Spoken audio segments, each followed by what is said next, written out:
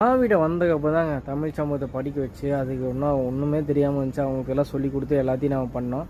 அதில் வந்து நீயா நானா நிகழ்வில் அகரம் ஃபவுண்டேஷன் சார்பில் ஞானவேல் அவர்கள் இது பண்ணி அதில் வந்து அகரம் ஃபவுண்டேஷனில் படிக்க வைக்கக்கூடிய மாணவர்கள் படிக்க வைக்கிற சூழ்நிலை இல்லை, குடும்பத்தில் பணம் கட்டுறளவுக்கு இல்லை, அவங்களுடைய ஏதோ சூழ்நிலை இல்லை அப்படிங்கிறதான் வந்து அகரம் படிக்க வைக்கிறது. அதில் பெரும்பான்மை 38% பேர் குடியால் அழிந்த குடும்பத்திலேருந்து வந்தவங்களுக்கு தான் படிக்க வச்சுன்னு சொல்லிட்டு அவர் புள்ளிவரம் கொடுத்துக்கிறாரு.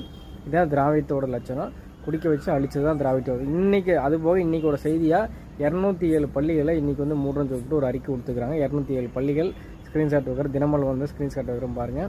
207 பள்ளி இன்றைக்கி தேதியில் மூடிக்கிறாங்க. காரணம் அதுதான் திராவிட மாடல். பள்ளிகளை மூடிக்கொண்டு தான் நினைக்கிறார்கள். ஒருவரும் திறக்கலை வழக்கில் அதுக்கு போயில அவனுடைய அமைச்சரோட பினாமி எம்எல்ஏவோட பினாமி காசில் தனியார் பள்ளிக்கூடம் கட்டி அங்கே ஒரு பக்கம் வளர்த்தி இங்கே இருக்கிற கல்வி ஏழை மக்களுக்கு ஒன்றும் இல்லாமல் நாசமாக போகிறதுக்கான எல்லா வழிகளும் திராவிடம் செஞ்சு கொண்டிருக்கிறது. வாழ்த்துக்கள் திராவிடம், வளர்க திராவிடம், வளர்க.